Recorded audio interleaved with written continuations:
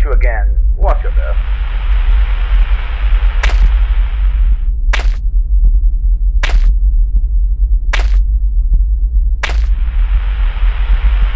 Ah, there you are. In front of you, the metal doors. Behind them, the inner sanctum. But to be able to approach it, you need to learn 4 steps. Allow me to introduce them. To approach the inner sanctum, first of all, you get in range. After that, you start slowly approaching and engaging. At this junction, then, you finally open up to reach.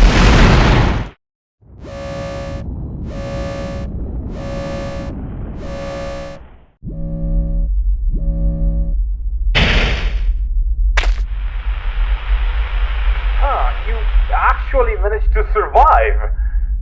Unexpected, but that's great.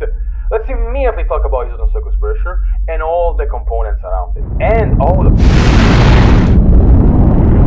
What the... It seems we got company. No matter. They will help us with the practical aspect of the physical. Let's not waste any more time.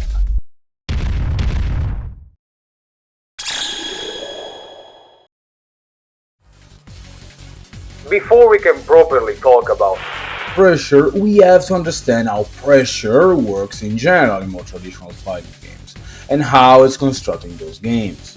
This is so that then we can translate the concepts and apply them in a way that works for Hisoutensoku. Alright, let's give it a look. Traditional fighting games have a plethora of tools to open a defensive opponent, usually ranging from low-high attacks that hit where the opponent is blocking, throws that break through defense and have to be tacked to avoid getting slammed onto the ground and put into local pressure, attacks that hit the other way via cross-ups, command grabs that do even more damage than normal throws and can be tacked, and whatever else might come up depending on the game or character you play. Now, all those things work because the traditional core system mechanics allow for things like throws or low-high attacks to exist in the first place, differently from Hisoutensoku, which instead has the normal throws and uses the one block system rather than having attacks go through when blocking correctly. Even so, why do these attacks exist in the first place in traditional fighters? What is their function and how do they work together? Let's go through the most common example. The most common example of pressure in fighting games is probably the strike-throw mix-up, which is based on the very existence of throws. It goes like this. You get close to your opponent and use an attack. Usually something that is either plus on block or leads to a follow-up that stops someone from mashing or jumping out. Here, you have created a junction, in which you either go for the follow-up, or you simply throw them, as you know they are blocking to avoid the potential follow-up attack. This example makes up the base of the strike or throw mix-up on which you build most of the entirety of your pressure in traditional fighting games. Obviously, it is not the end-all of pressure, but it is quite an important core concept. The reason for this mix-up being so important is due to the fact that blocking or defending has no weaknesses. Normal attacks or special attacks do not break defense. The only thing that breaks defense is throwing that and hitting the opponent with an overhead when they are low blocking, a low attack when they are stand blocking, or an attack that hits from the other side. But surprisingly enough, sometimes the high-low mix and cross-up are a character-specific privilege rather than a system mix-up. So, with a short detour, we have figured there is a very specific main objective in pressure when it comes to traditional fighting games. But Soku has no throws, no traditional high or lows, barely any cross-ups, barely any common grabs, and generally speaking, it's very hard to break defense in one swift motion. So, what gives? What is the main objective during pressure for Soku? What is the most basic common mix-up? Another good question to ask here is, what is the main objective for offense? Soku has exactly one mechanic that breaks defense, and that is the guard crush mechanic, which is connected to the speed orbs. You should know how it works already, but just to be sure, let's reiterate it once more. once all orbs are depleted, The player on defense will get guard crushed if they block any speed damaging attack. Either a projectile or a ROM block, it doesn't matter. At that point, they will be open to an attack, and they will have lost one orb, which will take some time to recharge, forcing them to play with 4, 3, or how many orbs are left. This is what pressure is all about. Crushing your opponent's spirit and putting them into a disadvantageous position defensive, offensive, or neutral-wise. A spirit is the blood and flesh of the game. Without orbs, you're unable to play the game proper, after all. With this in mind then, what is the main objective you should be chasing? Obviously depleting the opponent's orbs and then guard crushing them will bypass their defense, but that is only one side of the mix-up. There is still the other one. If crushing is akin to throwing, then what is a strike in this case, and how does it work exactly? Well, said simply, the strike aspect is indeed still just striking the opponent, more specifically by using a melee attack, or as those triumph over any action that is an invincible reversal. So, alright. By this logic, the basic common mix-up in Hisoutensoku is then crush or strike, right? Well, yeah, sort of, kind of, isn't? It's more correct to call it plasma block speed damage or check strike. You see, if you were to crush or strike, you would be aiming to do speedy damage until the opponent is crushed, or strike to stop them from escaping, right? The issue though is that it's quite reductive and it doesn't really explain anything. So how about this? Let's actually discuss how Hisoutensoku's pressure works against its defense, and how you can actually cycle between crush pressure or movement checks. Right, so frame traps are capable of holding your opponent down, which is what you want to do. Wait, huh? You don't know what a frame trap is supposed to be? I see. Well, I suppose I can diverge the presentation a bit to explain this concept. No worries, really. By the by, it seems that the Missy over there is charging up something that I will define as lethal. You may want to escape this room and go back to where you came from, unless you're into getting blown up. I mean, I don't judge. Each their own. Well, I guess if I want to continue my ramblings, I gotta follow you. You can be quite the handful, Missy.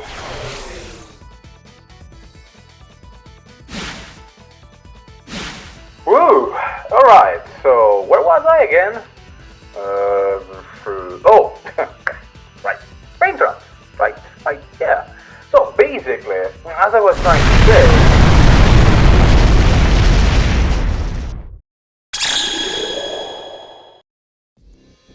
in Hisoutensoku, it's rather easy to escape pressure, due to it mostly being on rails, and also taking way too much time and risks to really do anything effective.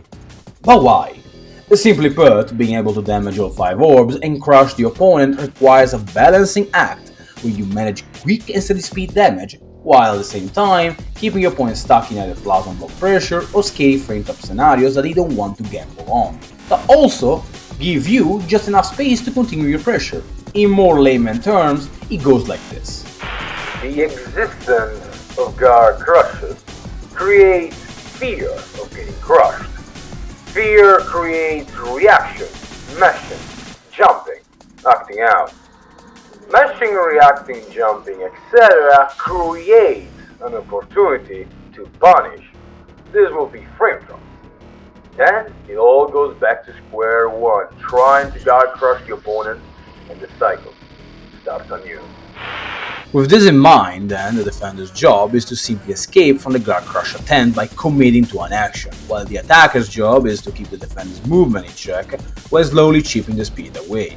This behavior can be noticed in any Soku's game, as most people tend to get hit counter-hit trying to escape, more than getting their defense crushed. The way this process is achieved is through 2 major elements: plasma block or high jump cancel projectiles, main solo speed damage usually, and tight frame traps that can also double as plus frames and speed damage if hitting ROM block. What is important to understand here is how both of those things are actually supposed to function, because you see, both of these have to keep in check more or less the same thing. In this case, as we established, it's mostly movement or mashing coming from the defender. From this point on, we have to enter an aspect of the game that is rather esoteric for beginners, but despite all things and attempts, it is unnecessary. We have to properly introduce frames into the discussion beyond plus, minus on block, and similar things. This is due to the fact that, on the offensive, the things you have to keep in check are specifically in a range that goes between 0 to 5 frames,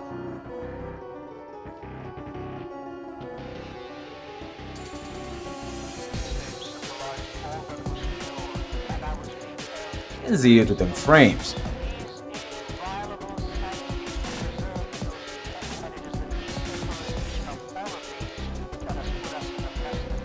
The two different amount of frames being respectively jumps and mesh, but generally speaking, if you keep your checks around 0 to 5 frames, you solve all your issues. Basically, you have to frame trap both the most common fast jab in the game at 7 frames of startup, but also be able to stop the first 6 frames of a jump animation. By doing that, you have covered all the options that are straight up invincible attacks, and will be able to push your pressure onto your opponent who knows to stick around and find other escape routes, usually system card or escapes. So that's it, no? Done. We figured out that the secret to good pressure is to throw projectiles and attacks that stop jumps and mesh, and then repeat this until they are either crushed or counter it. Yes? Well, yes, we did manage that, but if you were to go and try doing that, you will find that it's not as easy as it sounds. So, it's time to go even deeper with the pressure cycle. You know, it's rather clear she's one stubborn. What? I mean, someone had to say it. Look, I can't teach you in this condition. Call it quits and go home. You can find knowledge another time. I didn't come all this way for nothing. Keep talking. So be it. Fall back to the elevator, and then we can continue there where there is way more space to be busy.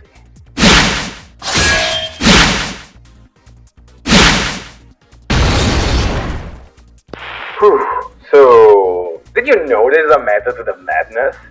You have to learn how to cycle your aggression though, which isn't obvious, but I mean, it is important after all. Also, the elevator seems to be turned off. Give me a few moments to fix the issue and we'll be back to the surface in no time.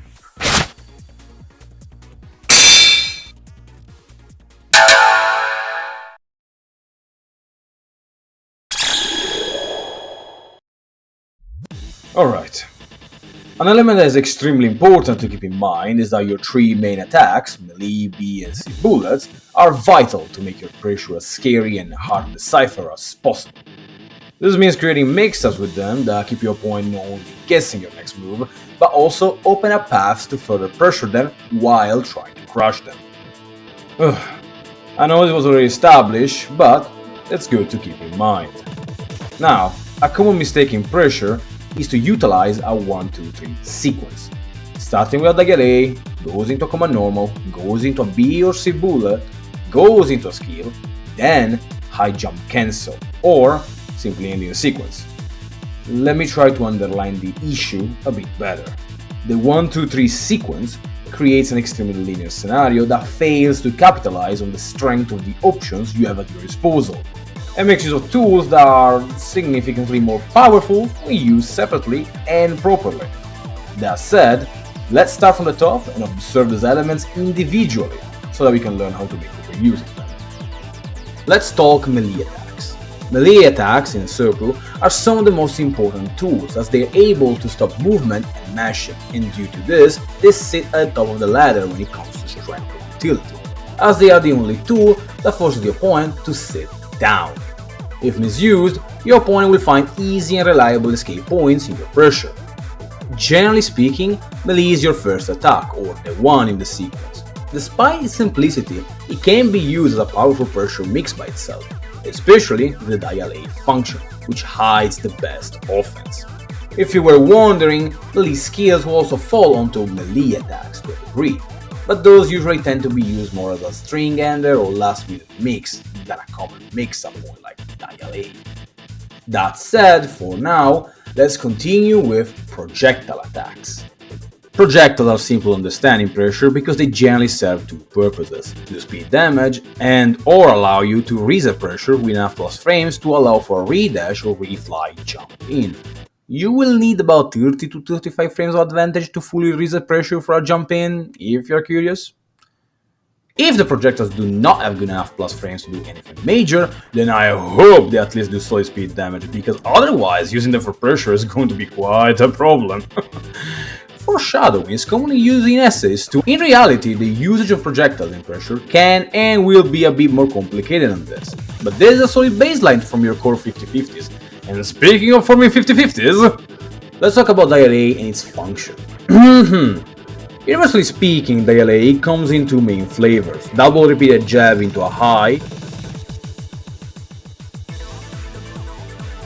or single high jab into another high, and this alone is a very potent opportunity to mix your point in various ways, as you gain access to a very strong junction point on which to start your mix.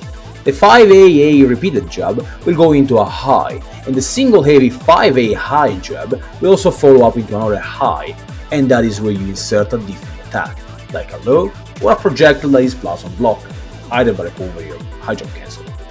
Made even more simple, it will look like this depending on the character you are playing. 5AA to A or 3A or 6A, that's the low mix. 5AA, that's the high mix. 5AA projectile, that's the speed damaging into more pressure mix. And very important, the 5A into 2A mix up, very core. The reason it's important is because in the projectile mix, the projectile allows for more assured pressure and also damages the speed bar, tends to not be tied from anything, meaning that when used it's grazeable and dodgeable. Thus, you need a way to force your opponent to stick around and block it, and these basic dial mixes do just that. Furthermore, this makes your basic jab a lot more threatening rather than leaving as a simple stepping stone that has no real danger attached to it. And even furthermore, because of this melee mix that you are inserting, you can reset your pressure more and more with new things and different pieces of dial. Let me explain a bit more. Dial A is usually between 3 to 4 hits, Yomo uniquely having 5 pieces, and each attack can be used as its own junction. 5AA has the high attack 5AAA, and 5AAA has another high attack in the 5AAA follow-up, and they all allow different cancels that can scare the opponent. Resetting pressure from 5AAA is extremely valid because you're hanging on the opponent's head the last hit of dial, which can usually launch in a counter hit combo, knock him down, or in general, because it's a melee attack, stop anything. So most of your melee pressure should always look like something similar to 4A, junction between check melee and the mix-up projectile pressure extender, or 5AA, junction between more dial and pressure extension, or 5AAA, junction between pressure. You get it, right? I don't need to repeat myself, yes? Always hang a melee movement check on the opponent's head, or your pressure will feel a lot weaker than I showed you. There is power in building fear through your melees. Do not ever forget it, as it's the blood that keeps your pressure beating. All melee attacks work in the same vein all the time in Pressure. You're always supposed to do a melee attack that junction itself between a melee movement check and a projectile, or a reset that extends your pressure and can damage your speed. Switching between the two depends heavily on when or where the opponent is trying to escape and how. There is a lot of contextual information that can be understood by putting yourself in the opponent's shoes and applying the defense basics. You know what I'm talking about, right?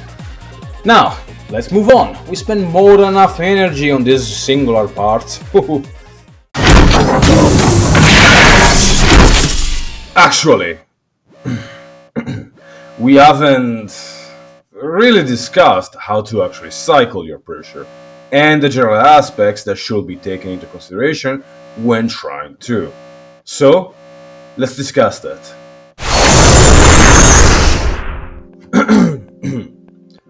Let's drop the theatrics for a few minutes and look at this. Here, Now, you can see all the numbers that the game is constantly chewing and crunching on constantly. But we only need to focus on a single but extremely vital double digit, which is this one. This thing, which I'll momentarily call SRC or Speed Recovery Counter, counts how many frames it takes for a damage speed bar to start recovering. And would you look at that? It's only 60 frames, or 1 second. So, alright. To execute proper pressure, we must constantly present a mix-up every second. So, in such a way that will damage the speed bar to eventually ensure a crush, or check them for trying to escape it. Failure of doing so will push us back to the very beginning of our work. Let's now observe an example of such a sequence in Deconstruct the Process.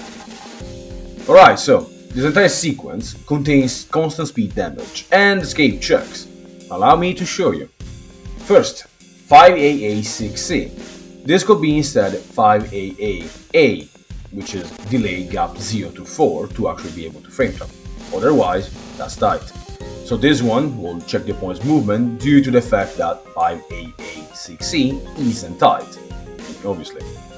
Then we have high jump cancel 8, J6D, J5A. Here, you could actually sneak a high jump 7, J5C, J6D if the opponent was over-respecting the frame of J5A, obviously. Well, then we have J5A, J5C land cancel. This one is more a case of rather than doing a land cancel J5C, you could simply land and start your dial A and check the opponent trying to dodge the J5C, which, again, not tight. Finally, 5AA A5C.